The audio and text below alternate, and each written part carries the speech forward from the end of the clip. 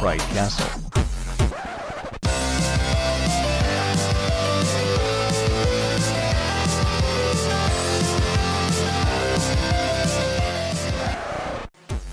Mr. Rob O'Hara, Sprite Castle. Hello, all you knuckleheads. My name is Amigo Aaron, and I represent the Amigos Everything Amiga show. This is Rob Flack O'Hara, the host of Sprite Castle, which is a show where I talk about Commodore 64 games, the better of the Commodore computers, but that's okay. We don't hold it against these Amigo guys who are kind enough to have me on their show this week. We're doing a little bit of a crossover. This should be a pretty fun episode with lots of game information and lots of fun history and stuff. What do you think, Aaron? I think you're dead on, Flack. Listen, this is a super show. Let's not lie about it. When two powers come together to create something bigger than themselves, and there's only one subject that can bring us together aside from spooky stuff, and that's our shared love of the Three Stooges. We're going to talk about Three Stooges history. We're going to talk about the TV show, the movies. We're going to talk about the game on both the C64 and Amiga, plus other platforms, and we're going to get into some trouble. I'm looking forward to it, and that will be what we're after today. Now, before we get into that, too deep in the woods on that, Flack, I went back. This is a retro rewind sort of a week. We actually covered the Three Stooges way back in episode 52 of the Amigos. It was myself, John Bonham-Carshaller, who this week, by the way, is in San Antonio, and Flack's doing me a favor here and setting in. And the Brent was on that episode, too. He used to sit on some of the old ones. And when we were talking about the Three Stooges, something struck me as crazy as I went back to listen to the show. And what struck me was that both Boat and Brent had never watched the Three Stooges short ever, and neither one of them had any recollection of what the Little Rascals were, which I find those two inexorably intertwined. Because when I was a kid, in the mornings, you would get a half-hour block, an hour block, maybe 2-hour block of nothing but Three Stooges and Little Rascals shorts. And every morning before school, that was sort of like, well, I mean, after we got cable, that's what we did. I'd sit down and watch Three Stooges. I mean, they did, I think it was like 190-some shorts. And so the Little Rascals had tons and tons of shows, and still we'd see them over and over. So I guess my question to you is, what were you watching? Because you're a few years younger than me. What were you doing when you were rising, getting ready for school, or getting up early on a Saturday morning? Like, were you? Is that where you first caught the Stooges? Where did you first see that stuff? I first saw the Stooges not early in the morning. In my area, early in the morning was all cartoons, but we had a late night show called Comedy Court. And so I think the news, of course, the news started at like 10 o'clock. And then it was over at 10:30. And then after that we got 30 minutes of Benny Hill.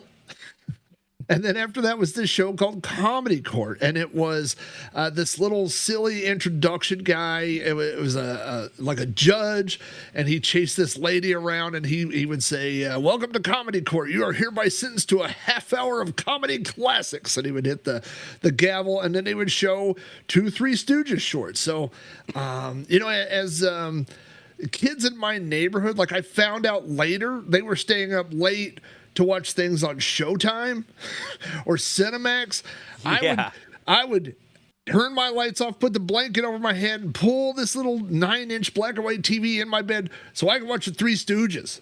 So that I was watching Three Stooges late at night. Early in the morning, I do remember Little Rascals, but early in the morning for us was more like Pink Panther, Groovy Ghoulies. I remember watching a lot of, and then Saturdays, of course, all the classic cartoon stuff. We watched all that stuff too.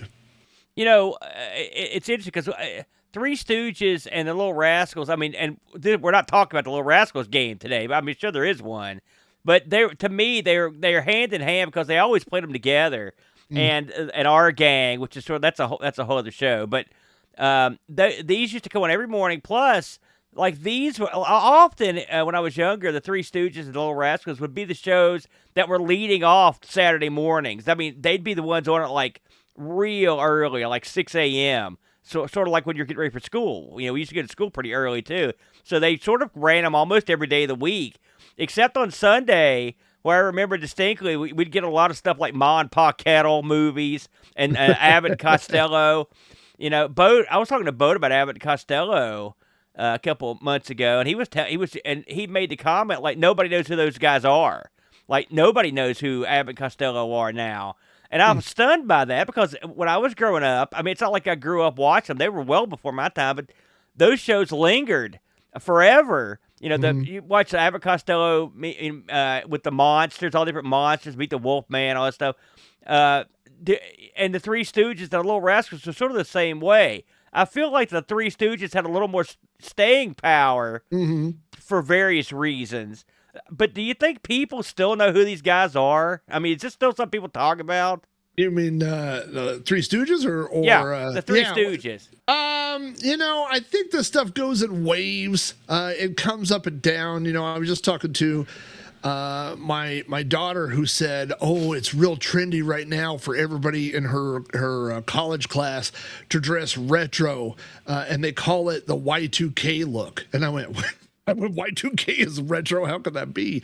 But you know, I remember like when I was in high school, there was this big thing where everybody was watching Gumby. Like that was a big thing, and I remember looking, and it was like 20 years, you know. And I remember right around Y2K, maybe a little bit earlier, like that was a big push where everybody started playing Atari, which was 20 years. So I think these things kind of have like a 20-year cycle. So I think the Stooges are kind of, you know, not really in the limelight right now, but we had that Three Stooges movie. I'm sure we'll talk about it later, but I think that's 2012. So maybe 4 or 5 more years. It'll be about another 20 years. So maybe the Stooges will come back in vogue. Now, I'll tell you, I really got into the Stooges because my dad, and even more than that, my uncle, but they were big fans of the Stooges when they were kids. And so my kids grew up on it because I was a fan on it, you know. So I, more than it being on television right now, I think it kind of gets passed that way, you know, from you know, in the family, like someone else likes it and then you watched it. You know, one more thing I want to just briefly go over before we head in.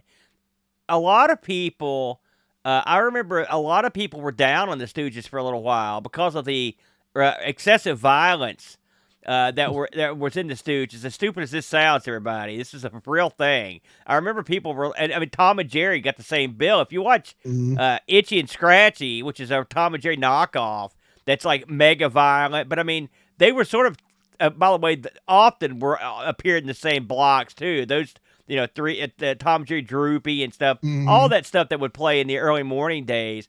Did you ever did you ever get any blowback or hear anybody complaining about the Stooges because of the excessive violence?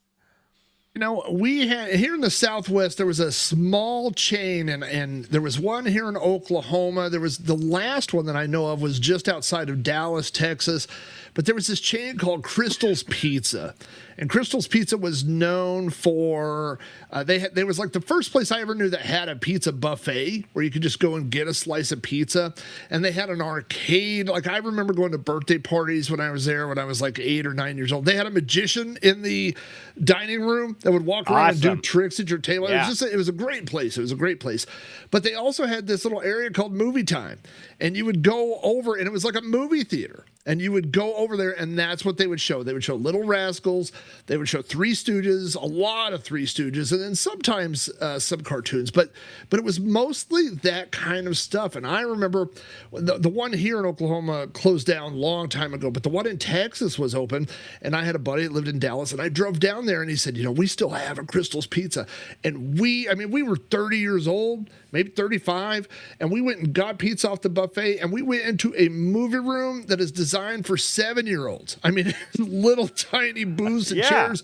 And we sat there and watched Three Stooges and ate pizza. I mean, it was so much fun. Like it just brought back all these memories. And then I heard not long after I went there that because of these complaints, you know, this generation where people were complaining and they were saying, "Oh, now, because of violence, right?" Yeah. For me, for me to be worried about violence and things like this, it kind of has to be something that people are going to emulate. You know what I mean? Like I watched Three Stooges my whole life. I don't ever remember me poking anyone else in the eyeballs. Right. Or yeah. I mean, what was when Mo or Curly would they would do this thing where they go they would do that. Like that doesn't work in real life. Like people don't fall to the ground when you do that. So it was so silly and over the top that it just amazed me that people would complain about it. But man, I just thought it was so funny and slapstick. And the other thing is, it's just like in a cartoon, right? A cartoon like Wile E. Coyote falls off a cliff, he hits the ground, he falls 100 feet. He hits the ground. He hits the ground so hard. There's an outline of where his body is, and then 10 seconds later, he's back. Yeah, he's doing something else. That's how the Stooges were. They would hit each other. They'd put each other's heads in letter presses. Shoot guns at each other, do crazy stuff. But they're always back. They're always back in the next scene. So there was nothing. I don't think there's any Three Stooges shorts that have blood in them.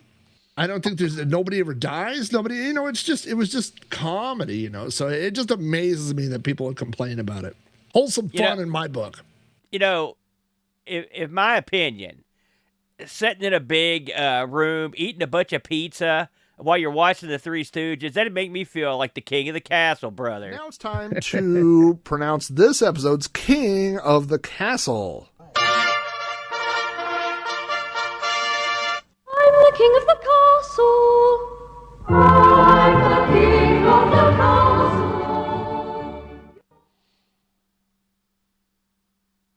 All right. So for those of you that don't regularly listen to Sprite Castle, we have a feature that we do on every episode that's called the King of the Castle. And the way it works is that at the end of Sprite Castle, I play an 8-bit song that is related to the episode, but not directly from the game I reviewed. And so if you know what the song is and its tie to this week's game, you can email me and I will randomly select from one of the correct entries and pick a King of the Castle. The King of the Castle gets to come to the show. They get to sit in a throne, enjoy all the niceties of the actual castle. There's a lot of stuff to do in the old Sprite Castle. People don't know that. So anyway, this episode's King of the Castle is Bill Spear.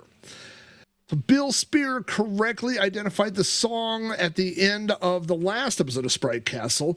That song was Secret Agent Man, and that was on episode 105, in which I reviewed Shinobi. And of course, the tie, which he correctly identified, was I mentioned in the episode, and this was a fact that I didn't know. And I've been playing Shinobi, and I love Shinobi. I've owned a Shinobi arcade game. I love Shinobi. Is that the lead character that you play? His name is Joe Musashi. But there's a whole backstory, and that he's actually a government agent. I didn't know that. And so anyway, that was a good tie-in with the song too. It works out great. So stop me if I'm wrong here. Mm-hmm. Was that Johnny Rivers that did that song? It was. And the only reason I know that's because I've been watching a lot of Midnight Special, and he's hosted it a bunch of times. But that was the theme song for Danger Man or Secret Agent Man, which is a great show. From back in the 60s, that had, I believe it was Patrick McGowan played the Secret Agent Man, and then that was the predecessor for The Prisoner, which is an all-timer. Both shows great. So classic, that's a great theme too. Yeah. So one of the things that Bill told me in his email was that he and his brother, when they were kids, like all of us, even before Weird Al, all of us made up lyrics to songs, right? We would rewrite lyrics. And so he and his brother had this whole side story about a secret Asian band. And so they would sing this song about the secret Asian band that they really enjoyed. So I always enjoy getting the emails from people and the guesses. So if you would like to sit in the throne here in the Sprite Castle, all you got to do is listen to the end of this episode. I believe Aaron has it queued up for us. So listen at the end of the show. You're going to hear an 8-bit version of a song that will somehow in some way connect to this episode. If you know that song and you know how it ties to this week's game, you send me an email. That email address is kingofthecastle@robohara.com. And from all the correct emails, I will pick somebody randomly to get to sit in the throne. It's a big deal. People don't understand how big of a deal it is. There's a lot of perks that come with it. So I've never been in that throne, but I'm edging to get in there one of these times. It's funny though. I'll often know the song, but I can't figure out the link. You're very clever and sneaky. In the old days, it was a lot simpler. You just had the song. But the problem is I listen to those shows 1 to 2 years after you made them, and so I'm a little late getting my vote in. Well, I had to narrow down when I would get 100 responses. It was difficult to do. So, got to make it a little harder for the people. Fair enough. And we'll have this week's song at the end of the show. But I think we have batted around the bush long enough. Let's get into it. This week's game, Flacker, the Three Stooges.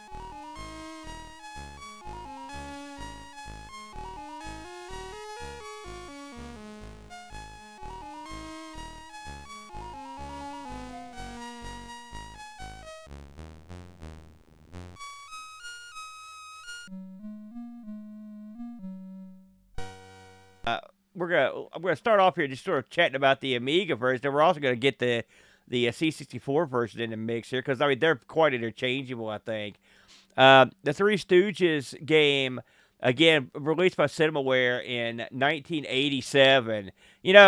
I really admire the vision of Phyllis and Robert Jacob for these old games. That's why I'm such a big Cinemaware fan because I know what they were thinking.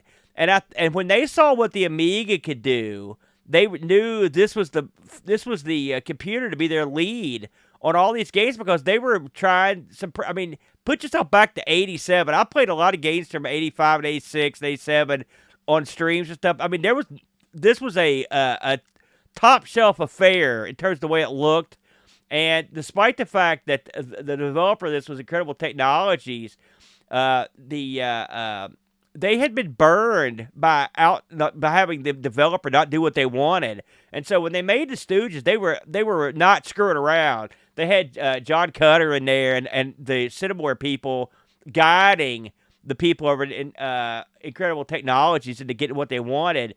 And the main thing you need in a game like this is you've got to hit the right nostalgia buttons, and you've got to be not only faithful to the source, but you've got to make it a quality. You can't just put out a garbage title, especially if you're paying for a license. Mm-hmm. Incredible Technologies, you know what they're known for most, Flack? They did all the Golden Tee stuff.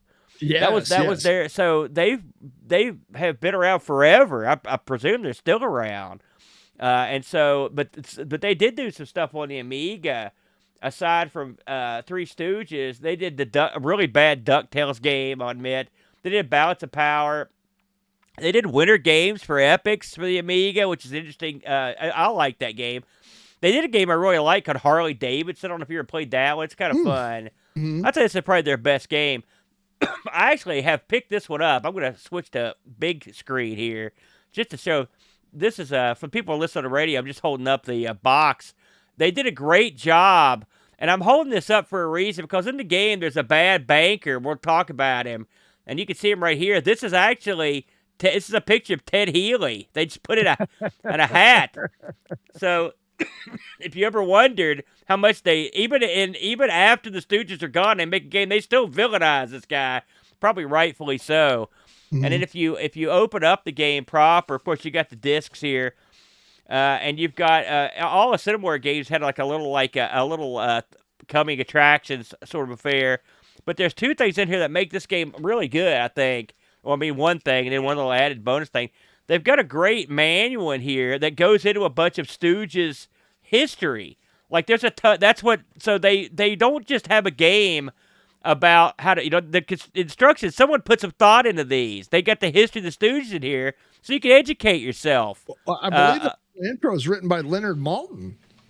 Oh yeah. And there's also in the back of it, and I thought this was so nice. I'm not sure if you read this, but in the very back of the book, so it's funny to think about this now, but there's a letter in the back here from Joan Howard Mauer, which is Moe's daughter. So Moe's daughter wrote this letter. She typed this in. She had come to visit the studio to see what they were doing, and she'd played the game, and she puts this game over like $1 million. Like, she is so happy. She says the Stooges would have loved the game, So I thought that was real sweet. I think this came from a good place when they put it together. So let's talk about the game proper here. Before you get into the game, can you show the back of the box? Because I want to show something. And this is what Cinemaware embodied. If they could... if you picked up this box and you see the back of it, it has like a popcorn, like a tub of movie popcorn that's being poured out. So you have this idea like Cinemaware, like you're going to the cinema, Yeah. And then you could see the stills of the game, but they're shown in like a 35 millimeter strip of film. And then over on the side is the part about the game. And even on the front of the box, you have, the front of the box looks like a movie poster.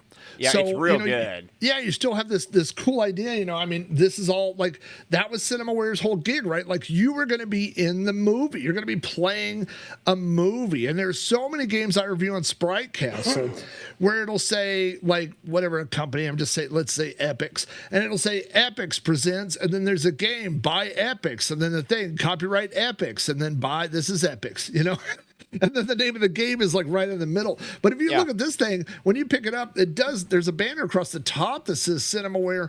But when you see it, it's bright yellow. It looks like a poster with Three Stooges. It really just sells this idea that this is going to be a movie, a cinematic experience. It's going to be more than just a regular platform run and jump type game. And the Cinemaware games always have an inner box with an outer like sheet that you take off. And they always have this, which is it just says Cinemaware, and it's got people in a cinema looking at a big movie screen. So they were really beating that drum. Oh, so, what I did mention on the back of the box also, there's a movie ticket that says like an admission ticket that says to the Three Stooges, So again, it's just trying to sell that idea that you're going to be, it's an event, Yeah, absolutely, Flack.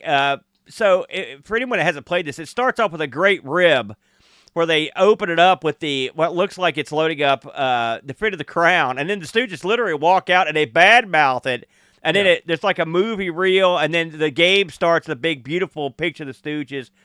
Then you're onto the plot of the game, which is the Stooges are walking along, and they come across an orphanage, and at the orphanage is an evil guy, the evil banker who's coming to tell the people in the orphanage he's going to foreclose on the orphanage unless they come up with the money that they owe him. And the orphanage looks like crap, too. And in the orphanage there are there's like a granny and 3 young ladies and a bunch of kids. And the Stooges come up, and they ask what's happening, and they tell them. And so the whole game is based on the premise that the Stooges are trying to raise money to save Ma's orphanage for the banker. They've got to pay, I believe it was like 5 G's to save the orphanage. And then there are added bonus amounts you could get to get more, a better ending in the game, which we'll get into. So that's the premise of the game, which I think is straight out of a short, Flack. It's exactly like one of their games would be, or one of their shows. They always did stuff like, they usually gave stuff away or tried to be nice. That's the funny thing about the Stooges. They're big goofs, but they are nice. They generally, their heart's in the right place, unless you're a stuffed shirt type, And excuse me. C64 version, this is pretty much it's about the same. What you say in terms of except for it's in C64 graphics. I thought they did a pretty good job moving this down to the 64. What did you think, Flack? You know, In terms of the opening and whatnot. So I remember when, well, first of all, with that opening, I gotta say, like, I was trying to think of a game that has a more memorable opening. Like, I can't think of any game. Like, this may be the #1 opening. And this was a double gut punch for kids like me who were dirty, nasty pirates, which is what all Commodore 64 owners were. I mean, you might know, everybody knew that one kid that bought some games, but the rest of us, like, I asked Santa for a thing of 100 floppy disks, I mean, blanks, so I could download every game I wanted. Now, if you downloaded this game took up 3 floppy disks. So even, I mean, if you had 300 baud, I've done the math. It took 3.7 months to download this game. Not really, but I mean, it took hours and hours and hours to download this game. And it was not uncommon to download a game. You know, I remember downloading a game and then somebody had just changed the file name. And then, you know, you download it would take hours and you play this game and then all of a sudden you're like, oh man, somebody ripped me off. You know, it's just, or they changed the title screen. So, I mean, if you can imagine kids like me who spend hours, if not, and you know, of course, you get into BBS credits and all that. I mean, it's terrible, right? To download 3 discs of a game and load it up and see the Defender of the Crown title, and you go, oh no, what has happened? You know? And then to see the Three Stooges walk out, I mean, it was so funny. I remember seeing that for the first time. The other thing I would say is, and I'm trying to think of games that had games that were maybe based on like movie characters or things like that, like a Blade Runner type game or stuff. I don't remember a game like the Home Alone game. I don't remember a game where you could look at this early, look at the characters and recognize them. Now, of course, there'd be like, I don't know, Friday the 13th, you're going to know it's Jason because it's a guy in a hockey mask. Like, that's not hard to replicate, right? But you see the characters walking out and you go, that's Mo, that's Larry, that's Curly. Like, you recognize them. So, you know, the graphic, there's a lot of things we could pick apart on this game, but the graphics, especially the characters and stuff, I don't think that's one of them. I think it was just fantastic.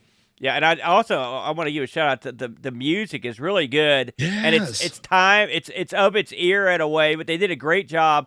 This was coming off of Defender of the Crown, which had blown everyone's mind. So they couldn't bring their B game to this, and I think that's what you get here: real rich graphics on both systems and good sound. And this is one of the rare times where I think the Amiga even trumps the C64 in the tune. I think they did a good job using what the Amiga had. Now, as you mentioned earlier, this is a game that ran on mini games. And so this is a really easy game to figure out. It doesn't take a lot. A little grid, a set of squares will pop up at the top of the screen over your stooges. And on top of those will be a hand. And your hand will just randomly go back and forth along the squares, and inside the squares are different jobs. And so when you land on a job or an item or whatever, you'll pick that thing. It's funny, I'm looking at this footage trying to find it happening. There it is. And so amongst the things you'll find at the top of the screen are different jobs, like mystery things that just give you cash directly. You could, if you hit the banker, he will take money from you. And you'll also see mouse traps, and there's also one of the squares where you can attack, you can fight amongst the stooges. We'll get to that in a minute. Yeah. So, and as the game goes on, the hand will move quicker, and every time you land on that mouse trap, you lose a finger. When you're out of fingers, the game is over. Yeah, so I think this is a good place to explain that, you know, you saw the orphanage at the beginning, and then they say you have to raise X amount of dollars in 30 days to save the orphanage. So that's what you're trying to do here on this board. Now, I always imagined it like almost like a Monopoly board game, and you're just seeing like one side of the board. You know what Yeah. I mean? That's kind of what I thought of it as. So you're randomly having to pick one of those squares, but that's the goal in all these mini games is you want to pick a game, and if you win the game, you're getting money, and then some of the choices on the board are just literally money. But if you hit the mouse trap, or where you lose a day, you're losing one of your 30 days that you have in order to collect enough money to save the orphanage. I'm glad you pointed that out because this is something I didn't know until I bought the game. I'm going to bring it up on the screen. This map, or board, is included in the game. It says, "Welcome to Stoogeville." And what this does, if you look at it, this tells you the layout that the game will appear in. So if you look at the top, this stuff is that's the first layout of the first set of squares. In case you're listening on the radio, it's just it looks like a board game map. But all the jobs, everything that can appear is on here, and this is the way it will appear on the screen, just like it is on the sheet. I don't know why they included this, to be honest with you. It doesn't really affect anything, but I don't know. It's kind of neat and Flack just to have one there. Well, sure. I mean, it looks like the thing that was on Candyland. Remember when you got that game, and it would have all this, and it's one more thing that, and I've talked about this a lot on Sprite Castle, is that something that I missed out on as a kid and a teenager who basically, I mean, I would say the vast majority, but that really undersells it. All the software I had was stuff that I downloaded, right? So yeah. It turns out that you were, when you paid $30 for a game, Cinemaware games weren't cheap. It might have even been $35, $40, for a Cinemaware title. But when you bought it, you were getting so much more. Like, disk space was valuable. Disk space was limited. They couldn't put a giant thing from Leonard Maltin in the game. They couldn't put all these different things, so you were getting more stuff by purchasing the game. And those were the things that made it kind of neat to own, this article, this map, all these other, other games that had little feelies and stuff in it. So you actually were getting, more than a game, you were getting an experience. Yeah. So let's run down the various mini games that you could play in this. And we'll go over the ones you actually play first, and then we'll kind of touch on the other squares that come up. So I mentioned that one of the first things you can do is a job where Curly boxes. Now, Flack, this is a great episode. This is taken straight from an episode of the show, and is one of my favorites, if I'm honest, because I'm a big boxing fan. Do you remember the information on that one? Yeah, this is actually from Punch Drunks, which is a name, and it's actually the second. Most of these were all from very early. They're all based on early Three Stooges shorts. So, like, there's if you're watching, you can see the picture of Larry, and he sees that his beautiful Stradivarius is broken. So the plot of the short is that what they find out is that it's Mo, Larry, and Curly, and Curly is just kind of a dopey. He's a waiter. He's laid back, but when he hears the song "Pop Goes the Weasel," he loses his mind. He just becomes a fighting machine, and so that is kind of the point of the short, is that he becomes this up and coming boxer because Larry could play Pop Goes the Weasel on his violin. And so, of course, what happens in the short, which is what leads us into this mini game, is that Larry's violin breaks. And so now they've bet money, and Curly is going to get beaten up really badly unless Larry is able to find something that plays Pop Goes the Weasel. In this mini game, I believe it's a radio that you're after in the That's short. right.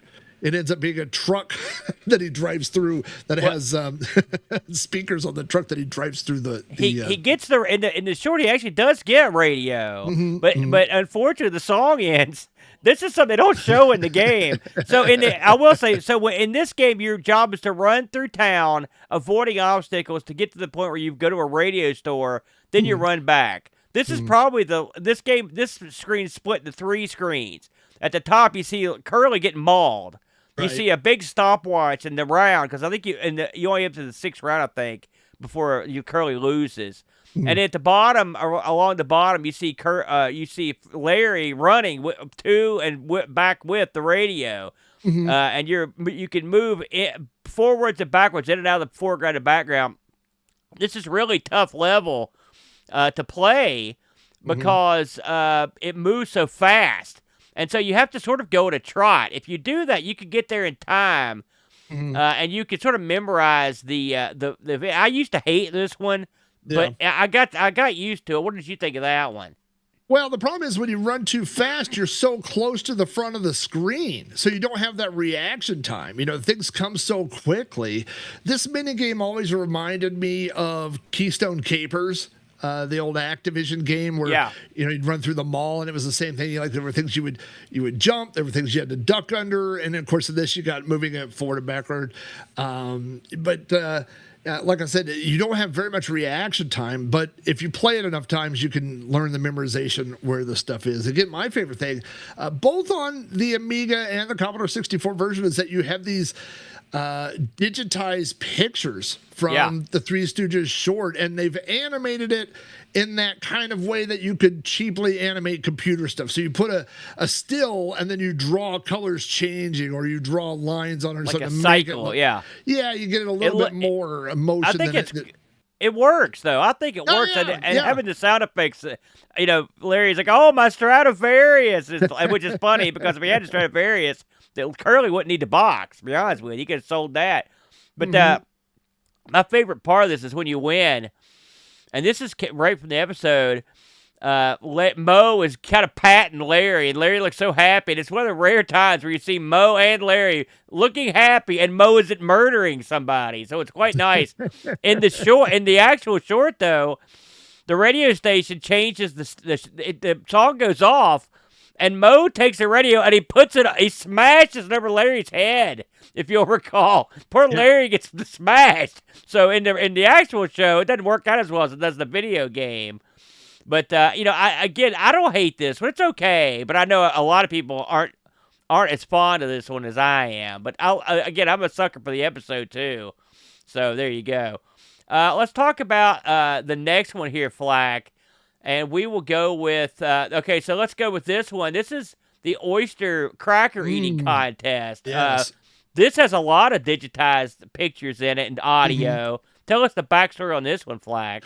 Well, this is actually based on a scene from one of the later Curly shorts. It was called Dutiful but Dumb. It's actually, like we were talking about earlier, it was always started with the Three Stooges, and they had some job, right? So in this one, they are three photographers. And they go to a country called Bulgaria. That's a great line. They go to Bulgaria, and there are signs posted that say no photography. And so when they take pictures, they get arrested, and they're about to get the death penalty. And so they escape by dressing up as soldiers or military members from Bulgaria. So if you're watching the video, one of the things that always confused me about this short, about this picture, the screenshots here, is that it looked to me like Curly was wearing like a graduation hat. Like he was wearing one of those flat hats that you would wear at graduation with tassels. It's a real crazy looking hat. It's got two tassels on it. It's weird. Yeah, well, I did a little research, and what it is I think they call it a flat hat. It's one of those hats like a Navy guy would wear that would fold up flat, and it pops out. It almost looks like a boat, but he's wearing it sideways, so he turns it sideways. The problem is that, especially in this mini game, they've cropped off the very top of the shot, so you don't see that it's kind of curved. So it just looks like this flat, like I said, like a graduation or a pillbox hat almost. So it's a very strange looking hat. And of course, because this is taken from that short, it's all out of context. You have no idea. Now, as the Stooges in the short, they escape because they're dressed as military guys. They go into a bar, and Curly goes and sits at the bar, and the special of the day is oyster soup. And that's what leads us to this mini game. Yeah, now in this game, you're actually eating not the oysters, but the crackers. You get paid for every cracker you eat. It's a contest. I will say only Curly can pull that hat off, and he pulls it off. But it's a great game. If you've never seen this one, I mean, it's a big, huge picture of Curly. All of his wacky antics, the way he talks, is all in here. His noises and whatnot, and the animation. This is one of the more spectacular graphical, I think. When the oysters coming up and eating his crackers is funny. And occasionally they'll squirt him in the face And that's funny too. It's a good. I think that's a real good one. I could do pretty well on this one. I think this was a lot of fun, and I think it's good looking on both machines. What do you think about this one? It looks fantastic. I mean, Yeah. I think this is what, if they had more time and more games that fit it better, I mean, this is what Cinemaware should have been doing, right? Like, this feels like you're playing a Three Stooges short. You know what I mean? Like, this feels like you're Curly. You're controlling the spoon. You're trying to get the crackers and not get squirted. Now, I will tell you something that's funny is that in this short, in the actual short, one of the oysters squirts Curly in the face. He shoots the soup in his face, and Curly pulls out his revolver, and over the next minute he shoots 15 shots at a bowl of oysters and crackers. So that's not going to go over well in a game that kids are going to be playing on a computer. So there's no mention of that in this mini game. I mean, the mini game's kind of thin, right? You know, but that's why it's a mini game. You know, but the graphics and the sound and stuff. I mean, I don't know that it's my favorite mini game in the game, but I think it's the best looking mini game in the game. And I think it's that this is what Cinemaware was trying to sell you, right? Cinemaware was trying to sell you, like, this is a movie. Like, in the back of the box, you got a movie ticket. You got 35 minutes. Like, you're in the movie. This puts you in the movie. You are Curly in this one. I agree with you on that. Now, the next one here we're going to talk about, again, this is another staple of Stooges. Now it's time for you to go work in the hospital. Mm-hmm. Now, I can tell you right now, every time I go to a medical facility, I would swear to you that the Stooges are still working there because of the service I've been getting. But Flack, is there an episode you could draw this one from? Absolutely. So I mentioned that Punch Drunks was the second episode, or the second short released by the Stooges. This is from the third episode. This is from a very, very famous episode called Men in Black.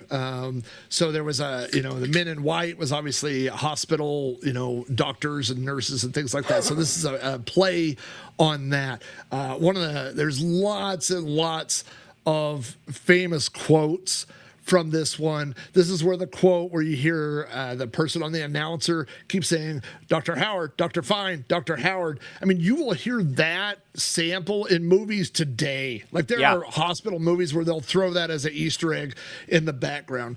But yeah, this is where they keep saying there's a running gag in the short where they keep saying for duty and humanity, and they run out, and then they slam the door and it breaks the glass of the door, and the guy fixes it like 5 times throughout the short or whatever. But yeah, there's a lot of scenes where they're running from room to room. They're being called to perform a surgery or to take somebody from one room to another. And so that's where all of the shtick for this mini game comes from. Yeah, this one, it is the age-old tradition of the Stooges not caring about sick people. If they run them over or maul them, or hit them with mallets, whatever they need to do. I think this one is okay. It's fun. There's a trick to it. As long as you stay behind, because the way you beat this is just get to the end of the level before time runs out, and you can control how fast you're going, but you don't want to go at full speed. It's a lot like the boxing one. You want to go at sort of mid-speed, just get right behind this lady who's throwing out medical supplies because you get paid for them, and just not run into people that are being wheeled around. When you complete this one, they make it into the operating room, and you hear some classic stoogery going on in there. People screaming, and the Stooges whacking junk.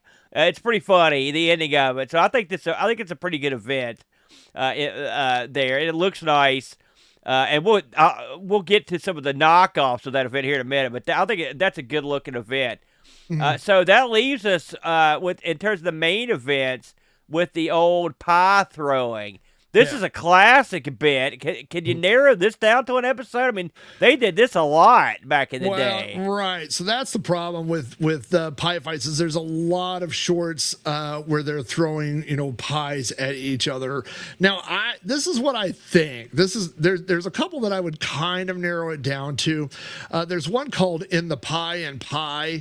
And there are 3 criminals, and they get out and they marry these 3 women. And so it's kind of like a remake. They're all similar. There was one called Hoi Polloi where they got married, and then they, it's that thing where they're supposed to be gentlemen, and they take them to an area, and then a pie fight breaks out, right? So they all kind of keep recycling that same idea. But also the one we talked about earlier, the Half-Wit Holiday, which is the last one that Curly was in, that is actually a direct remake of Hoi Polloi, and that is the plot of that one where they go and they're supposed to be, it's the shtick where they go, what was the Trading Spaces, right? It's the same idea where you go, I could take anybody off the street and I could train them to be a perfect gentleman. So they do that to the Three Stooges. Unbeknownst to them, they've picked the Three Stooges. Big mistake. Right. And so, of course, a pie fight breaks out. So I kind of think maybe this is based on that just because that was Curly's last film, and so this game at that point, you got the whole span, right? Like you got shorts number 2 and number 3, and then with this one, you kind of got the very last one that has Curly in it. So that's kind of what I think it's probably based on. So this is a simple one. You're hired as waiters to serve pie. Well, you serve them all right in true stooge fashion, because across the ballroom from you at the table are 3 stuffed shirt aristocrats, and you know what that means. It's time to serve these guys some of the common man's justice, hit them in the face with pies. Now, much like in some of the shorts, the stuffed shirts aren't just going to sit there and let you hit them with pies. They're going to throw pie back. So you have to keep yourself clean and avoid getting hit with pie, because if you get hit, I think it's 5 times, then the round ends. And you get paid for every pie you quote unquote serve, and you know what that means. So you don't want to get dirty; you want to hit them. I'd say, I mean, in my opinion, this is your number 1 game. I love this game. It's as all stooge. You get all whenever the Stooges successfully avoid a pie, they'll make a comment, which is funny. When they get hit, they make a noise. It never gets old to whack one of these jerks in the face with a pie. I think that part's funny. In this one, you hit up. I believe it's up to duck Mo. You hit left or right to duck Curly, and down to duck Larry. And then but it's pretty. They did a good job of the controls to make it quite a game. I mean, I like the sound effects in this one. I like the way it looks. I love this one. What about you? Well, the only thing that I didn't like about this as a kid who didn't have the instructions is the controls are not. Like it takes a little bit to figure out how to control everybody. When you play the go to get the radio, like you get it. Like I'm running and jumping, right? When you do the Men in Black one, you're going down a hallway, you go faster, slower. Like you don't even need the instructions. You don't need somebody to tell you how to do it with the joystick. You just, at this point in video games, right? You just pick up a joystick and you go, I understand what I'm doing. So this is the first one where when you pick it up, it's not exactly clear without instructions, like how to do what you're supposed to be doing, right? But once you figure it out, it is fun, and it's very like this is encapsulates Three Stooges. Like, can you have a Three Stooges movie or a game without a pie fight? Like, it has to be in there, right? So, yeah, I really like that one. So, those are your major events, except for the beating up of your buddies, which we'll get to that. The other aspects of the game that we could just briefly go over are the other things you can draw on the little timeline, stuff like question marks or money signs, and they'll lead you to a spot that you'll get some bucks. It's usually not as much money as you'll get if you complete an event successfully, but I think you could probably beat the game by just getting money. I'm pretty sure you can. Really? Because you got 30 days, and I don't think it would be a huge, difficult task. They just walk down the street and they find money, or the money's in an ice cube, or there's a wallet, something like that. The other sort of lame one is when you click on the banker, you walk to the bank and he says, hey, you owe taxes on that money that you're making. And so you have to pay him, I think it's like, was it 5 or 10% of the money you've made? I believe something like that. Mm-hmm. And he comes out and gives you his bad guy laugh, that he does. I'd say the last major thing you do is the trivia. Now, this I thought was nice. What your thoughts on the trivia aspect? Because it's in the guise of a radio contest that you're trying to win money from.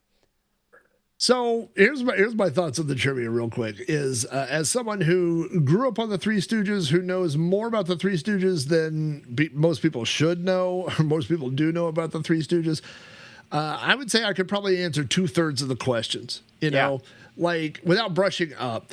But I will tell you that as a kid, again, as a dirty pirate who downloaded this game originally and did not pay for it, I thought, based on other games that I'd played for this same era, I thought that the trivia was some sort of copy protection. I thought if I was answering these things wrong, that it was taking my money. You know, I thought for sure that the answers to this would be in the book. You know, Right. and so, you know, then later when I finally got the manual and I was like, oh, it's not all in there. You're just supposed to know this stuff from playing it over and over. Now, I don't know how many questions did you say you think are actually in the database here? It was like, I think it was like 94, so it was a lot. It was a lot more than you'd think. I couldn't believe Yeah. how many there were. So there's enough that where you play it, you can play this multiple times and not get the same questions over and over. It gives that feeling, that impression that there's more than there really is. But if you play it enough times, you'll start to get this, you know, what year was Mo born or this, that, you know, you see them the same ones over and over. You know, if this were a game released today on CD, you would put 20,000 questions in there, right? But Yeah. you know, space is limited, and it is I what think it they've is. got enough for the many times you're probably going to play this game in most people's It's probably lifetime. true. It's probably true. And I will say that when you successfully answer the question, because the Stooges look at you as you answer, if you get it right, they give you a thumbs up. If you get it wrong, Mo just backhands Curly. I always thought that's funny. Which listen, they keep the theme going. Let's get to the last item you're really going to click on, which is there's a square where it just shows Curly getting shot in the eyes by somebody. And that's the stage where you go to beat the crap out of the other Stooges, and you play Mo. So why would you do this? Well, that little hand that moves around, it starts moving faster and faster, and that's the number one way I lose at this game, is lose on my fingers. And so what this game does is it actually slows the hand down, so you can actually have a chance to pick where you want to go. I have moments at this where I just beat the tar out of these guys, and I feel like a stud. It's timed. I think you get like a minute to beat them. But you can actually, if they avoid a lot of your blows, you can actually get the hand to move faster when you come out of this, and then you're really boned. I think a lot of people don't like this event, but I think it's great. I love it. I love beating the crap out of the Stooges, and they give Mo some good moves. He's got the up and down hand thing. He's got the eye poke. He's got the knee kick. That's all you need. It's funny when Larry ducks, he laughs. It's Curly does the same thing. So there's a lot of good noise going on. What did you think about this beating stage? Well, you know, part of it is it does tie into the Three Stooges, right? Like it's very. I mean, if there's anything that's the Three Stooges, it's the Stooges beating each other up. Yeah. I feel like there could have been more. You know, what I was thinking of was like, you know, one of those. You remember those games where it would be almost like Simon, where you know you would learn what all the moves were, and then it might pop up and say, "Have Mo." It would say like, "I poke, knee kick, tummy punch," and then you would have to repeat those things and earn money that way or something, you know.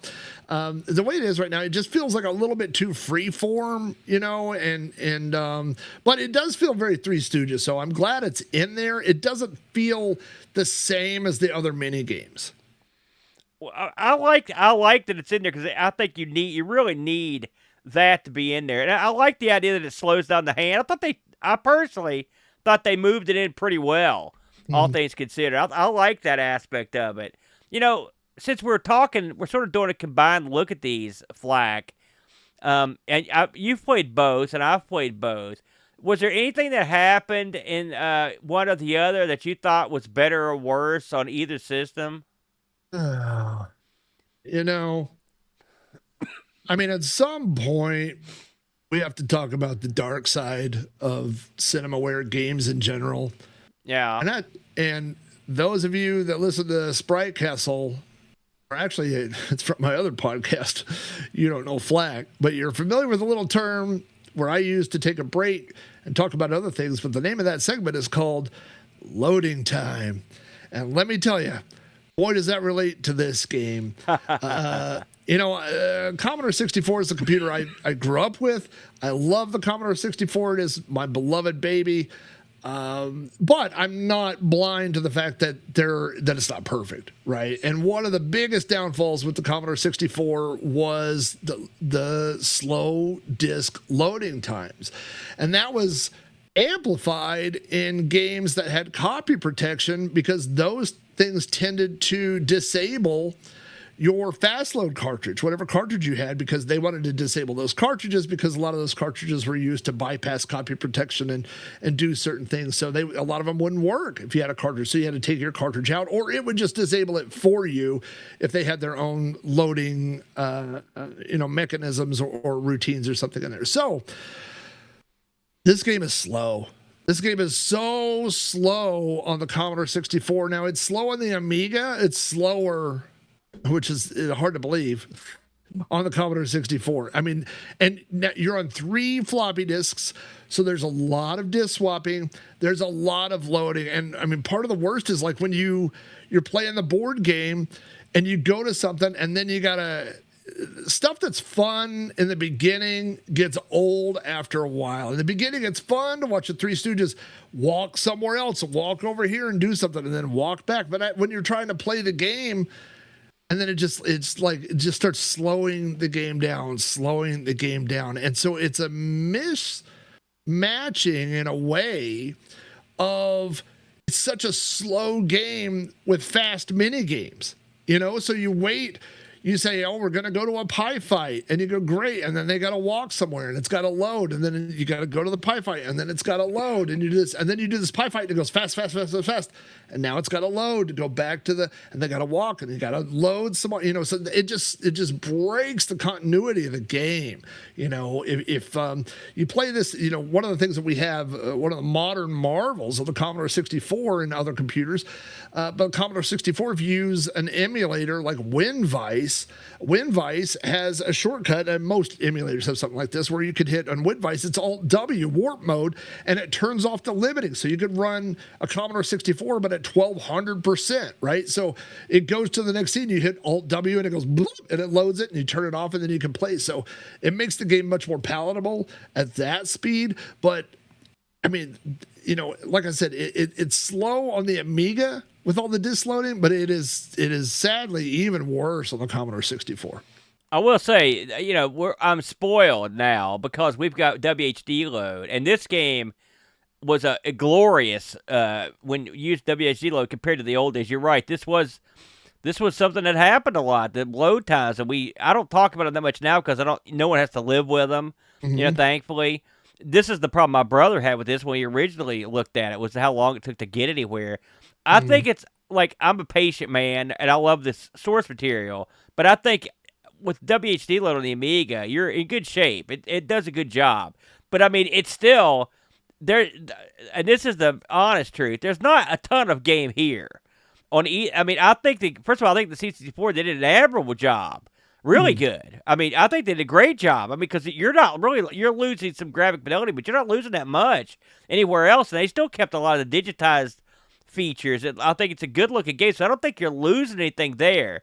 But where you're really getting hurt, like you said, is the loading on the C64 or the Amiga. You're going to have an easier time playing it because it just moves quicker. But I mean, overall, I think these two versions fared pretty well. It's funny, though, Flack, because we both looked at some other versions that didn't fare so well. This got released on a bunch of systems that you wouldn't even think about, including stuff like the Game Boy Advance, the PlayStation, Windows got a remake of this, and then, of course, things like the C64, the Atari ST, that sort of stuff. I was interested to see what some of the more modern takes on this looked like, and I can tell you, they're crap. They're not as good. They're not like the PlayStation version. It's horribly disappointing. And what they tried to do in a lot of these, in fact, I think the Windows version, the PlayStation version, and the Game Boy Advance version, where they tried to add events. But what they actually just did was they just redressed events that are already there. They added nothing. You could have a pie fight or you could have a pizza fight.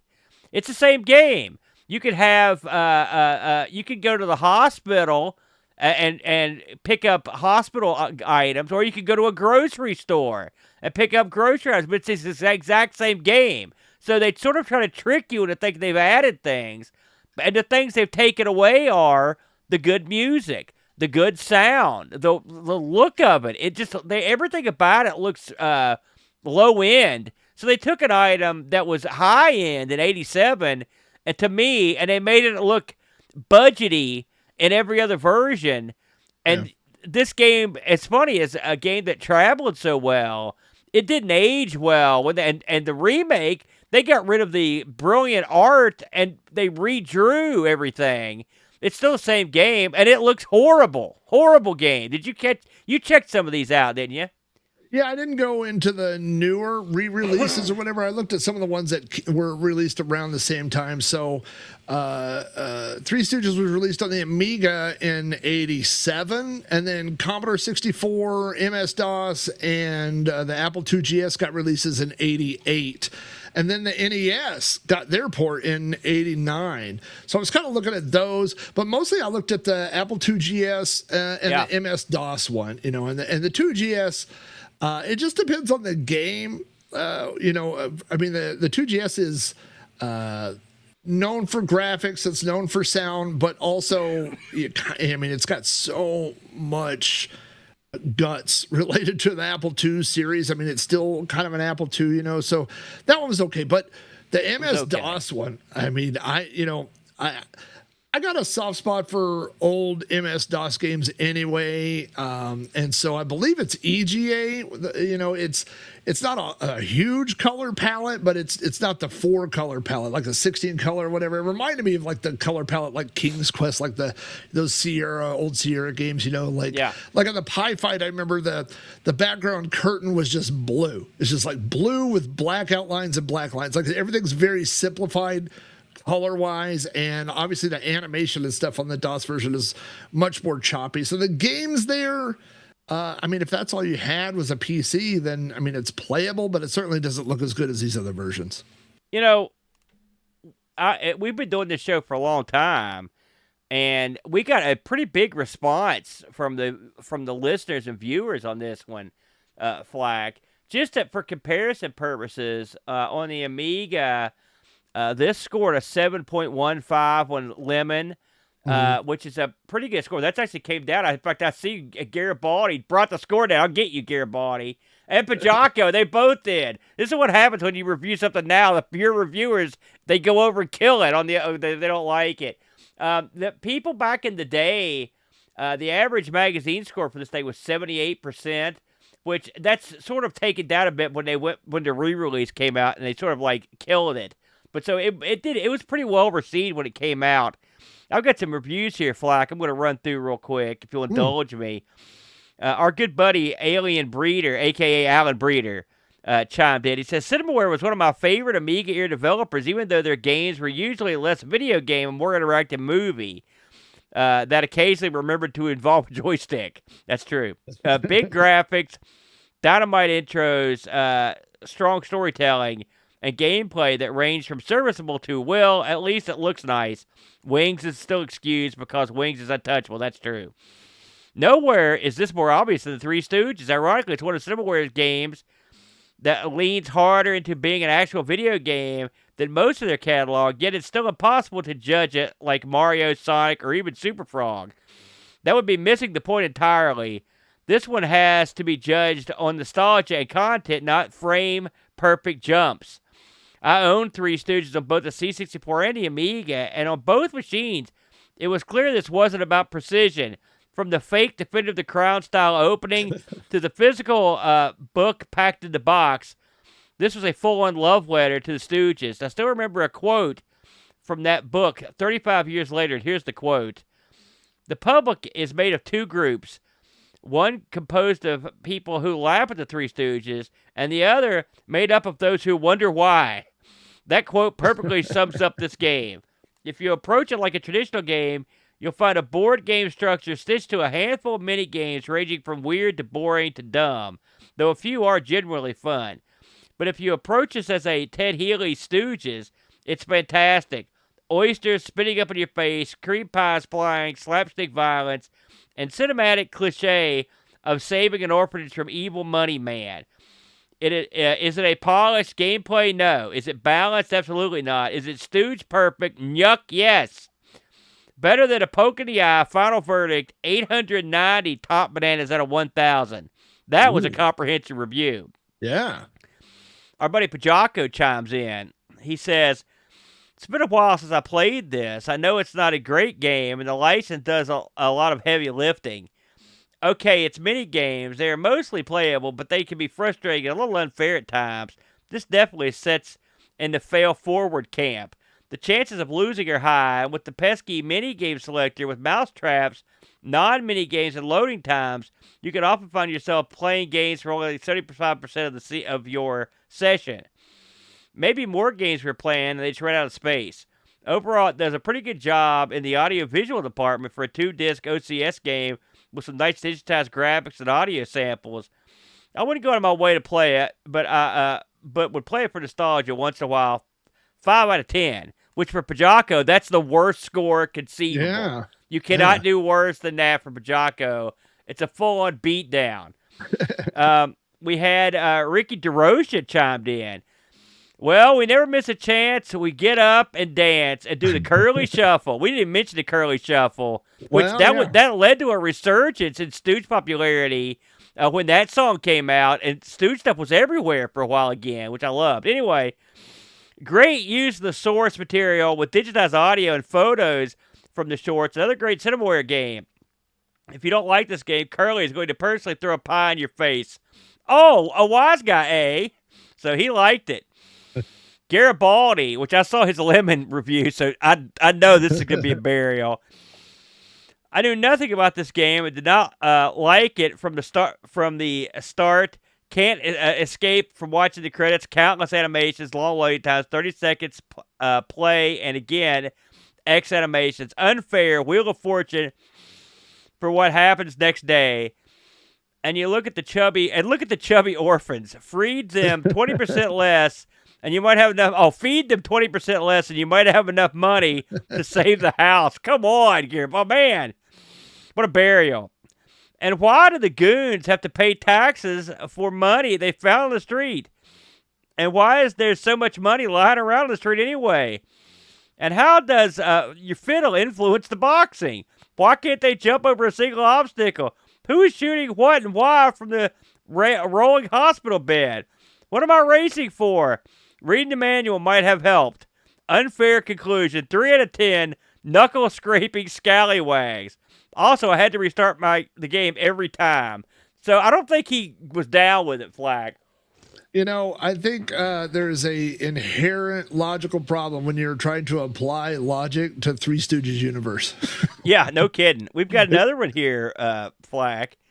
Our good buddy Joe Oshwat chimes in. He says, one of the earlier games I ever had on my original Amiga 1000, and as such, played perfectly on my current 1000. I always had a soft spot for this one, having grown up with the Stooges shorts. I enjoyed the mini games, and the Three Stooges is all that.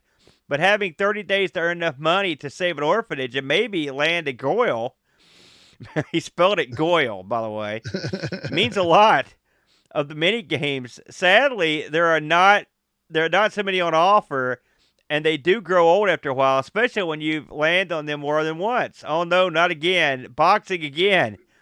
Sometimes I just try landing on the money or trivia just so I didn't have to endure another minigame that I didn't like.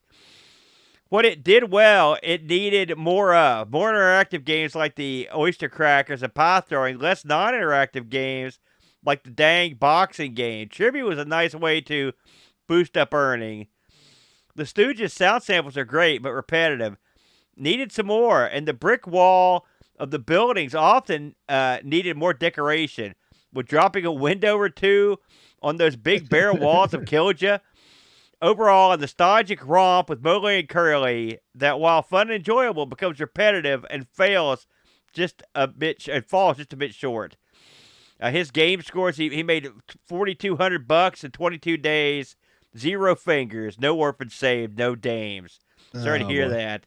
7 out of 10 pudding heads. Oh. So there you go. I like that. That's good stuff. I like we get a lot of reviews in here. Mm-hmm. And before we stop talking about the Stooges, there's the one thing. Oh, hang on for just a second. Go ahead. So on the Commodore 64 version, Lemon 64 has 7.19 as an average. So it's pretty close.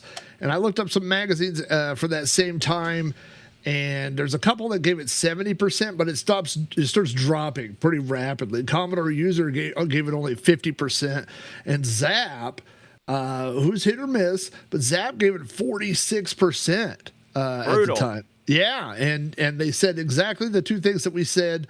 Their two criticisms were, they said, number one, the loading times kill it, and then they said, number two, that the mini games are uneven. That some are easy, some are too hard. So anyway, that was, but more or less they line up with the Amiga reviews that you had.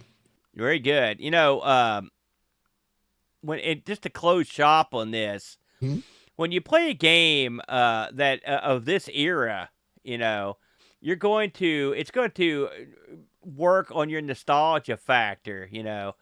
I've got some great memories of playing this game because it reminded me of the great memories that I had of the Three Stooges. I would wager, Flack, dollars to donuts that it may have provided you a few good memories too. And now let's get into my memories. Alright, time travelers! Seatbelt fastened? Check! The doorway to the past! Memories!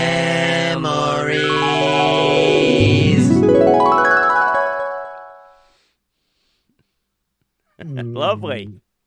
Just thinking of some old memories I had about the Three Stooges. Well, a lot of these things we've already kind of covered in the intro. I talked about how when I was a kid, I used to watch the Three Stooges on a UHF channel, and that was kind of how I originally got introduced to the Three Stooges. My dad was a fan of the Three Stooges. My uncle, who lived in Chicago, had a Three Stooges room when I went to his house. And even when he passed away, he had an entire room just dedicated to Three Stooges memorabilia. The walls were filled, actually. What a man. I know. I have a couple of things here in my house now that came from that. Actually, one of the things was something that everybody in my family has a picture wearing this, and now I own it. It is a plastic Halloween mask, just like those cheap ones that we used to get, like the Ben Cooper kind of Halloween masks. Oh yeah. But the mask has three faces, and one side has Curly, and one side has Larry, and in the middle it has Moe's hair, and it cuts off, and your face goes in the middle, so you can put this mask on. I love it. And you can actually be the Three Stooges. I was super into the Three Stooges as a kid. I don't know why, more than any other kid, but it was just something I was into. I think it was 5th or 6th grade. I had two really good friends in elementary school, and one of the teachers would call us the Three Stooges, and so we came up with the idea to go to school for Halloween. We dressed up as the Three Stooges. I don't think we looked like the Three Stooges at all. We did really bad costumes, but in our minds, that's who we were. I ended up, as a kid, I had multiple Three Stooges books. So you mentioned Joan Maurer, that's Moe's daughter. She wrote Moe's biography. And so I had that biography. I read that many times. I mean, I still have these books. I got a book for Christmas one year, a big hardback book that's full of Three Stooges scripts. And it has the original scripts for 4 or 5 of the shorts with their notes. And it talks about like how they were filmed and things like that. So it was real interesting. And then I had a book of Three Stooges memorabilia, which I think I might have got later, but because there's so many Three Stooges things that came out over the years, collectibles and things like that. You mentioned earlier that a couple of the Three Stooges shorts fell into the public domain. I had a videotape, a VHS tape, and there were 4 shorts that fell into the public domain. And everybody, if you've ever seen a VHS tape or a DVD that only has 4 shorts, I guarantee you, it's going to be those 4 shorts. It's I can think of it's Disorder. We were showing them Court, during the history segment. That's what we had on. Malice in the Palace, Sing a Song of Sixpence, The Brideless Groom. When I first moved out, I didn't have cable, I didn't have anything, and I had a. This is how broke I was. I didn't have a VCR. I had what was called a VCP, a video cassette player. It didn't even record. Didn't record, yeah. It would only show. And I had this and a couple other movies. And I'm telling you, we would watch this Three Stooges. I eventually had a roommate, and then my other friend would come over, Jeff and Andy, people I talk about on my podcast all the time. And we would watch this tape 2 or 3 times a night. Like, we watched it I've seen these hundreds of times, like, where we would know every word. And we knew them to the point where we would, they're just lines of those that have come up in my life. You know what I mean? There's in Disorder in the Court, there's a scene where they're playing, Mo and Larry are playing tic-tac-toe on the back of a lawyer's suit jacket. And he eventually realizes they're doing something. He turns around and Mo says, "Hey, what comes after 75?" And Larry says 76. And Mo goes, "That's the spirit." The spirit of 76. And my wife, I'm so blessed that married one of the few women in this entire planet that also appreciates the Three Stooges. I know Three Stooges mostly aren't thought of something that women enjoy as well, but she grew up on the Three Stooges as well, so she knows them almost as well as I do. And so we make these comments, to each other all the time, and we get all these Three Stooges references. So a story I told a long time ago on my podcast is that my junior year of college is when I moved in with my wife. We weren't married yet. We got married the next year. But we moved in together, and I was helping her unpack. And she brought in a big box, and the first day, this is 100% true, the first 3 things that she unpacked out of that box was a Commodore 128 that belonged to her dad, a NES, a Nintendo that we hooked up in the living room, and a framed picture of the Three Stooges. And I thought, I got to marry this girl. This is it. It's not going to get any better for me in life. Like, this is the woman for me, So I just kind of went through my whole life, knowing the Three Stooges, being around the Three Stooges. And then, like I mentioned earlier, my kids eventually got exposed to the Three Stooges through me and my wife. We would watch the Three Stooges. Eventually, they were all available online. You could watch them, and so my kids grew up on them. In 2015, we went on vacation to Washington, D.C., and I found out that the official Stoogeum, which is the official Three Stooges museum, is located in Philadelphia. It was like an hour drive from Washington, D.C., maybe an hour and a half, something like that. So I took my kids. So my kids have been to the official Stoogeum, which, by the way, is not really that exciting. I wish it were more exciting. It's a lot of, movie posters and things, and there's a lot of props, but they're all props from the movies. Like, the miniature car from Around the World in a Stooge Days or whatever, like those type of things. So it wasn't, I don't know what I was expecting. But one thing that they do have at the Stoogeum that I wanted to drop and just mention for just a second is the Three Stooges arcade game. Yeah. So there was a Three Stooges arcade game, and the one thing that it got right, it's not a great game, and it was kind of like a Journey, if you remember the Journey arcade game where it had the digitized faces of all the band members, and so this had, faces of all the Three Stooges. But the one thing that it got right is if you've ever seen a Three Stooges arcade cabinet, it has 3 joysticks. It has 3 sets of buttons, and you could play all Three Stooges, so you could get 3 friends to play the Three Stooges, and that was always kind of a bummer to me about this arcade game or this computer game, was that it's just one player, and part of the joy that I always had for the Three Stooges was sharing it with friends. If you're playing a Three Stooges game, somebody should be Larry, somebody should be Curly, somebody should be Mo. It really should have been, I would have loved it if there was some sort of multiplayer feature in this game. That is something that the arcade game had that this one didn't have. We need a Three Stooges beat 'em up like The Simpsons. You get 3 joysticks, and you go through whacking people in Stooge fashion. And then occasionally take time to whack each other. That's there's the game right there. Get on it, Happy. There it is. We're giving you free money, brother. I mean, you just go through town and you beat the level after you poke so many people in the eye. I mean, it's a game that writes itself, really. Yeah. You know. Yeah, I agree. I agree with you on that. Yeah. You know, go when ahead. you go that far back, that your main memory is the fact that you knew this helped you fall in love with your wife. That's I think that's as good as it's going to get right there. You know, the only other thing, you did mention the Curly Shuffle that came out in 1983. Yeah.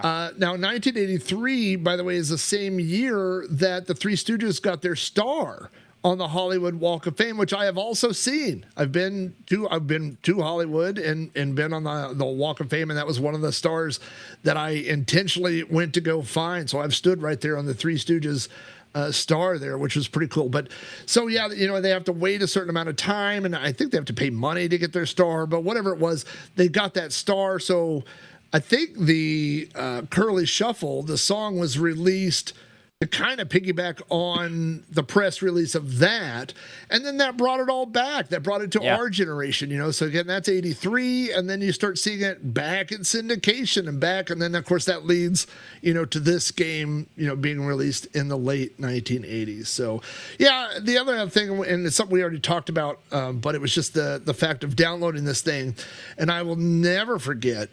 After downloading this game, I mean, literally hours and hours of downloading and then loading it up and seeing that Defender of the Crown intro and great. Just thinking I'd been duped, and then when the Stooges walked out, it was like being on the butt end of a Three Stooges skit. It's like they got me, just like they got each other in the shorts. They got me. Yeah, I love that. Maybe it's almost like they put it in there for pirates. It's funny. I read somewhere that when they put the star down for the Hollywood Walk of Fame for the Stooges, that was the largest attendance at the time for any star ever to be given out. Really? And that shows you the power.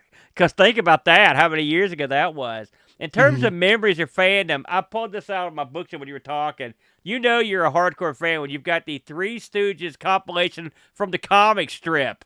There you go. I've got have that book right there. That's the Three Stooges, everybody. I think you want to talk for another couple hours on the Stooges? I think we got a lot of it in. We better go and pay homage to one of our favorite Stooges and his other band of Stooges. It's Frank and all of his Stooges up in Canada. Welcome to Retro Rewind.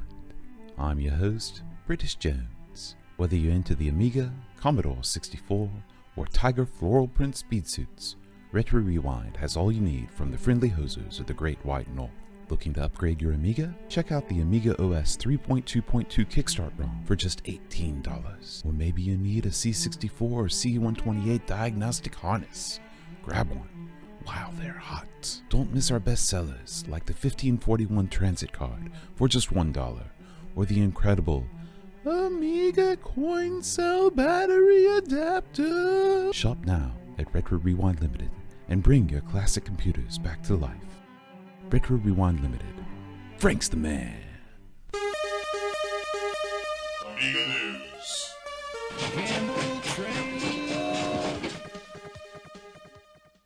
All right, everyone. We will flip this news at a rapid pace, given we're going for the record here for the longest conceivable show. Me and Flack. You should see us talk on the phone.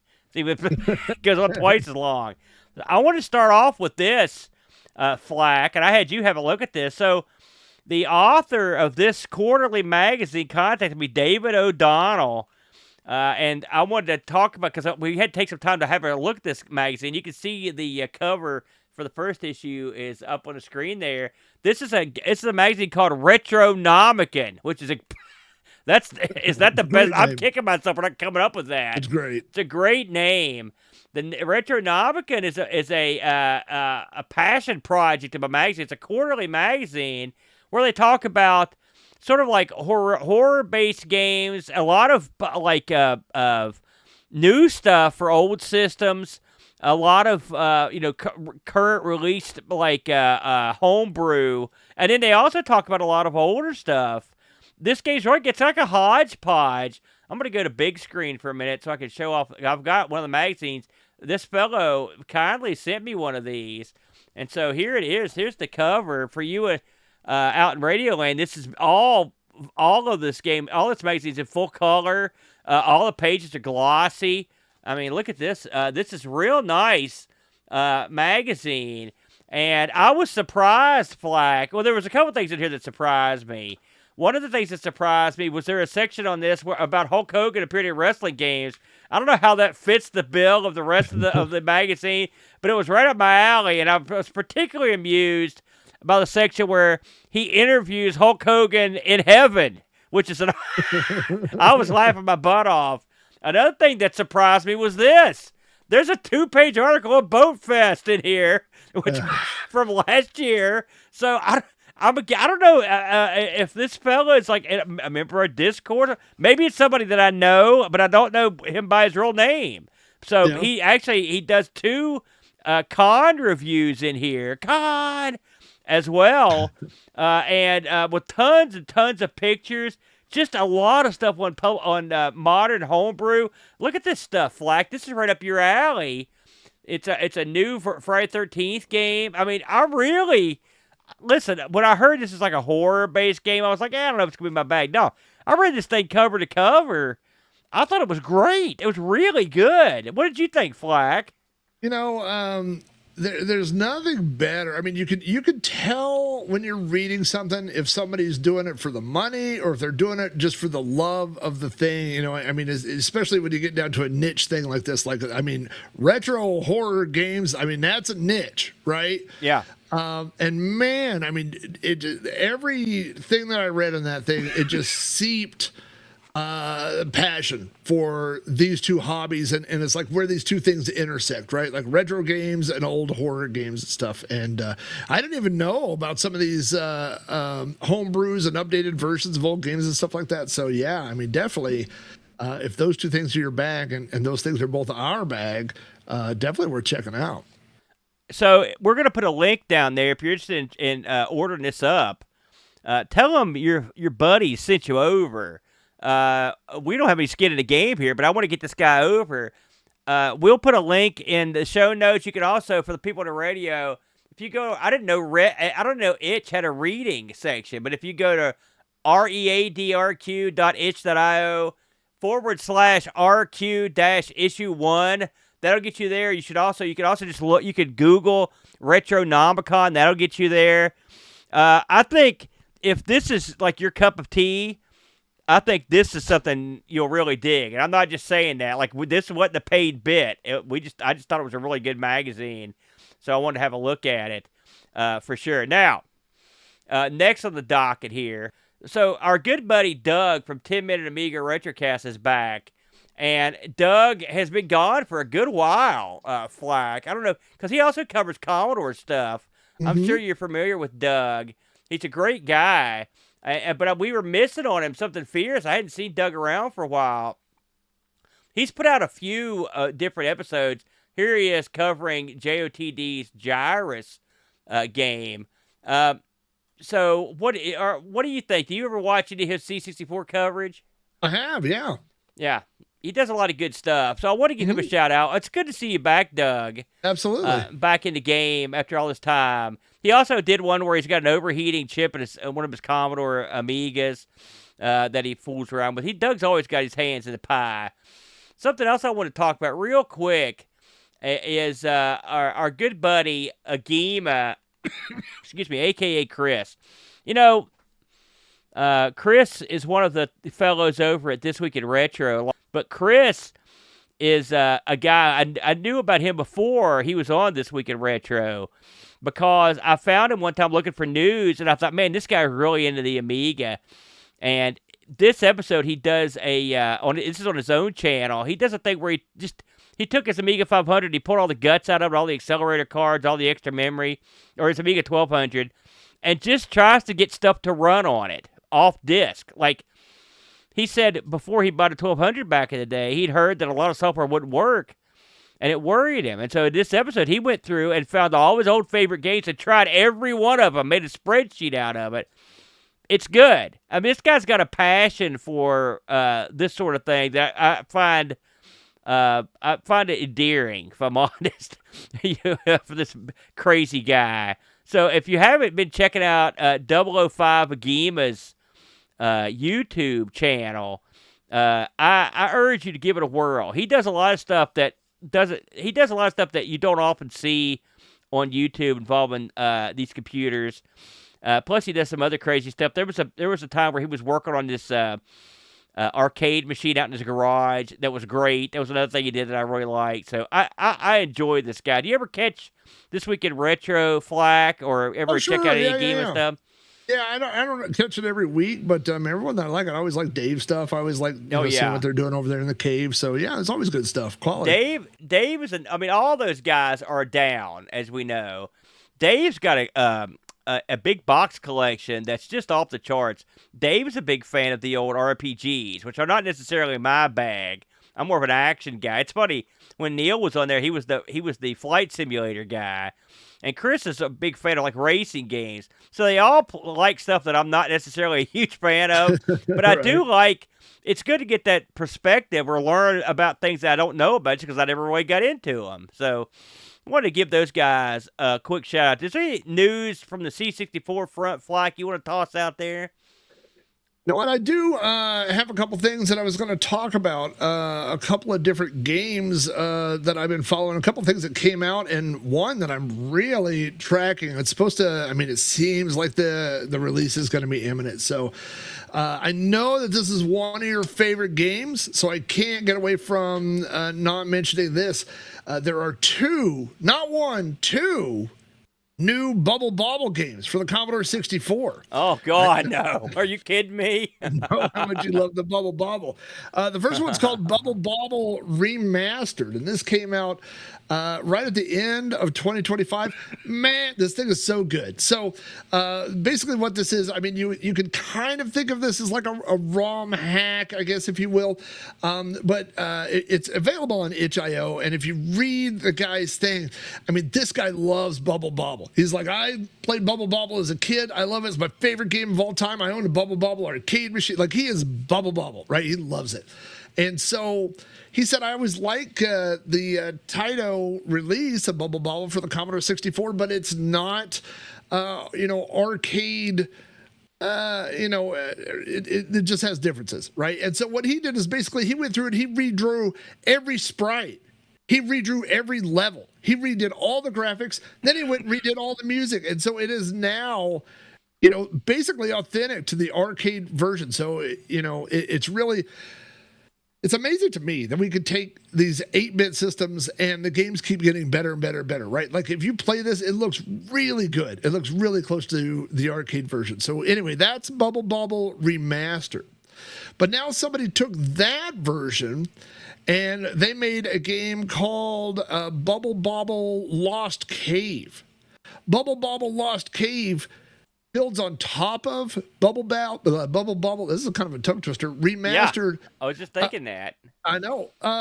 But it's 100 new levels. This is the first sequel that anybody has made to Bubble Bobble. So, I mean, if you love the original, and I know you do, and I know you go to bed every night and you're like, I wish there was 100 more levels. Oh yeah, that's what I'm saying. Yeah. Then here you go. I mean, it's a whole second Bubble Bobble game. I can't believe nobody's ever done that before. Is hack it and put new levels in or whatever. But it's really good. Both of them are really good.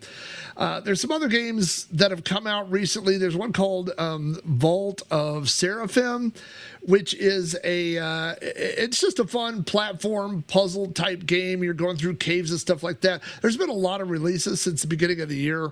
I was kind of worried last year. I kind of saw Commodore 64 homebrew games dropping off, and I started seeing a lot more Amiga games. I saw a lot more ZX Spectrum games, but I mean, 2026, we are back. There's all kinds of new games.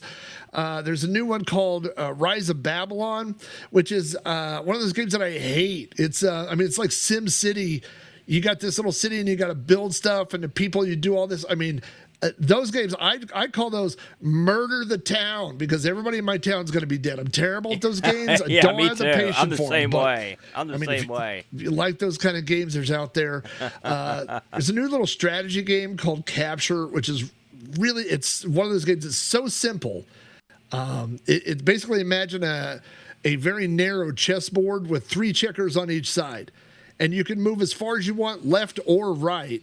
And the whole game is you win when the other guy can't move. So it sounds super easy, but it's one of those, it's just like when you first learn checkers and you go, this game sounds super easy. How come I lose every time? And then you figure out, oh, there's strategy to it. So these are all free. Every one of these games are free. There's a couple other that I found. I'm going to skip over them because there's one that I want to mention. Now, this is huge in the Commodore 64 world. I feel like it's imminent. I mean, we've been getting it teased all last year. It's Impossible Mission 3. Oh, no kidding. Now everybody knows Impossible Mission. If you say, hey, did you have a Commodore when you were a kid? They'll say, stay a while, stay forever. Everybody knows Impossible Mission. And nobody could play it without the documentation. You were baffled on that one. None of us knew what was going on. You're like, oh, is that the game where you run around and jump until you die and you avoid robots? Yeah, that was it. That's what I did. And you jump down the elevator shaft over and over and laugh or what? That's all I did. First time somebody said, did you ever solve the puzzle? And I went, what? What are you talking about? I don't know anything about that. I didn't know that's part of the game. So there's this a group of guys named Icon 64. They started working on this, and they have acquired the official rights. Oh, so this is going to be an officially, and they've shown footage and screenshots. It looks so good. It looks so good. I mean, it has the spirit of the original. There's so much going on. The graphics are updated. I mean, it is going to be great. So they were working on it all in 2025. Now they're saying, nobody's saying a date, but it keeps getting hinted it might be in the spring, something like that. I've emailed them 4,200 times saying if you need a beta tester, I haven't heard back. But boys, if you're out there, I'm your guy. I'll play this game for you. So, I think. Right. All I'll do is download it. If you put it on a BBS, don't say that. So there's even more stuff coming out, and there's been a little bit of chatter recently that it may be this spring. I mean, I can't say, nobody knows for sure, but it seems like it's imminent. So that is going to be a huge release. Hopefully sometime in the spring or maybe early summer this year is Impossible Mission 3. So I think that's what everybody is waiting on, a big release. I'll tell you, we live in terms of a retro gaming utopia. I mean, we live at a time where these machines are being, not only are they being continue to be used, but they're being allowed to do things no one ever thought they could. And we're playing the best games probably ever created on some of these machines, and they're coming out right now. It's a glorious time. That's some good stuff there, Flack. And those are this week's headlines, which were brought to you by my local paperboy who just ran into one of the tombstones in my neighbor's yard. Got any cookies in there? Now that we've covered this week's news, let's discuss this week's snack. Crack, crack, crack the egg into the bowl. Crack, crack, crack the egg into the bowl. Talking snack. All right, Flack, what do you got for us this week? So, of course, if you're only familiar with the Amigos and you watch the Amigos and you're not really, haven't listened to Sprite Castle or listened to my show, we always do something called Talking Snack, where we have some guests from our group of Patreon members. We invite some people out to the castle. We prepare some food. It's all a good time. So we have invited 6 of our pals to come out this time. It's kind of a big group, but that's because we had the castle catered this time. So we've got a lot of extra food. So over here in the castle, we've got Black Belt Jones. We've got C-Dubs. We've got Simon Jet Set Gar. We got Petzel, Jason Warrens, and Cy Pat. So welcome everybody to the castle. Now let me tell you what we've got set up here. We've got an entire Three Stooges meal, like a whole 3-course thing set up for everybody. The first thing that we have are 3 stooges. So we've got 3 different stews. We've got the Mo Howard beef stew. This is kind of like a no-nonsense beef stew. It's, just kind of like straight to the point. It's got all the basics, just like Mo. We've got the Larry Fine's chicken stew, which is kind of a lightning chew. It actually has fiddle-shaped pasta noodles that are in there. Kind of a fun little tribute to Larry. And then we have Curly Howard's lamb stew. I mean, this is It's been described as a Nyuk Nyuk spiced lamb stew packed with veggies and all kinds of zany herbs, just like Curly. So I'm hoping that everybody we've invited will enjoy that. Now, to go with that, partnered with that, we've got Bloody Mary oyster shooters. Now, I will tell you, I've actually had these. I actually went to a bar one time that had Bloody Mary oyster shooters. And let me tell you two things in life I don't like: tomato juice and oysters. So yeah, that sounds horrible. I would have rather eaten the glass than actually drink these. I mean, it was like a V8 and then a big thing of snot in the middle and then more V8. It was absolutely terrible. But unfortunately for our guests here, I got a good deal on them. So I've got those set up. I mean, the thing is, I mean, I don't know. It looks like the oysters expired like 4 years ago, but you know, I mean, they're so good in the tomato thing, they'll be okay. And then, I mean, this is the cream, literally the cream of the cream. We've got a whole selection of cream pies over here in the corner. So normally, you know, this is where, I mean, sometimes we talk about the news, sometimes we talk about stuff. We've covered basically everything. We've talked about the news. We've talked about stuff. I mean, we could just say, whoa. Somebody just threw a cream pie. It was Petzl? I think Petzl just threw a banana. Oh, okay. There's a chocolate pie. Oh, okay. Let me just say two things. I've got a real phobia about getting hit with a pie after the second Amigathon. You know what I mean? Because I got my face smashed in. And I will say in closing, the only stew that I'm down with is Stew Cambridge. Should we see what we're playing next week, Flack? Yes, Let's get us out of this pie fight.